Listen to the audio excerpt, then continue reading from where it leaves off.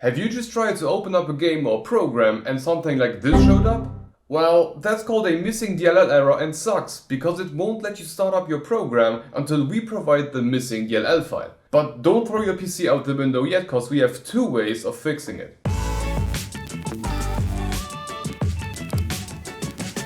I'm running on Windows 11 here, but this will also work fine for Windows 10, 8 or 7. Okay, let's get started.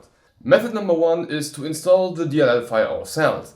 For this, head over to our website by clicking the link in the description or in the I symbol in the upper right corner. First off, scroll a bit down to the download section and download the DLL file. After downloading it, open it up and keep it on the screen.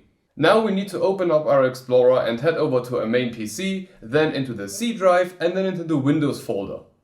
Now here scroll all the way down until we can see a folder called System32 and one called syswow64. Here drag the DLL into the System32 folder and also into the syswow64 folder.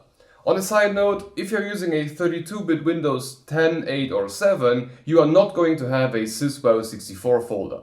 In that case, you can just skip that step. Now you can close all of these windows and restart your PC, and after a fresh restart of your PC, the program that was showing you the DLL error should now be detecting the DLL correctly and open up just fine. But there are instances where the program just doesn't want to find the DLL. There are. And for these cases, we have a method number two. There is a package from Microsoft themselves called Visual C++ Redistributable that contains the DLL and should fix the error if it hasn't been done before. So let's go back to our website with the method 2 link in the description or the I symbol in the upper right corner. Here again, scroll all the way down until you see the download section and download the package according to your Windows. If you are running Windows 11, it's 64-bit no matter what. If you're running something older like Windows 10, 8 or 7, you need to know if you are running a 32 or a 64-bit version. To find it out, simply open up your Start menu and search for System with the subcategory Control Panel. Once opened, we can find the bit amount in the same line as System type. And then back on our website, choose the file according to your system. 64-bit for 64-bit users and 32-bit for 32-bit users.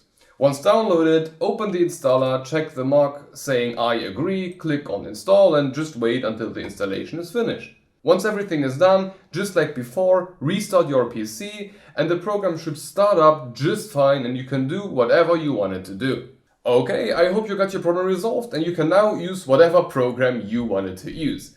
I know a bit which program can cause which DLL errors, but I would love to know for every DLL, so please let me know what exact program as a comment down below. And if you encounter a DLL error that has not been featured on the channel yet, don't be shy, just write a comment down below and I will add it to my to-do list. Anyway, I hope you enjoyed it and if it helped, leave a like, make sure to be subscribed with the bell icon to not miss the next video and have a look at one of these totally random videos.